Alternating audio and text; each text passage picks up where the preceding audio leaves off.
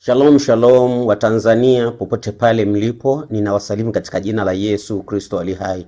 Mungu amenipa unabii kwa habari ya taifa langu la Tanzania, akaniambia niliseme ili kila Mtanzania aweze kuomba. Mungu akanionyesha miaka 5 ijayo baada ya utawala wa sasa kuisha, kutakuja kipindi cha huzuni kubwa kwa Watanzania wengi.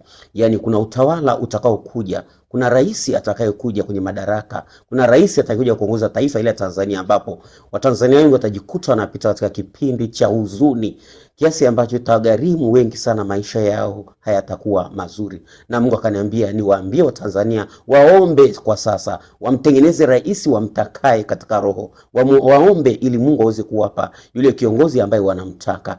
Hivyo miaka mijayo katika taifa la Tanzania kutakuwa na majira ambayo sio mazuri, majira yenye huzuni, lakini Mungu amesema tunapaswa kuomba sasa. Baada ya utawala wa sasa kuisha, ndipo utawala huo wa huzuni kwenye taifa utakapokuja. Kwa hiyo wewe Mtanzania ambaye unanifuatilia wakati huu, unatakiwa kuomba, unapaswa kuomba sasa, unapaswa kumtafuta Mungu ili Mungu aweze kuonekana katika majira yajayo. Shalom, karibu tuombe pamoja katika jina la Yesu.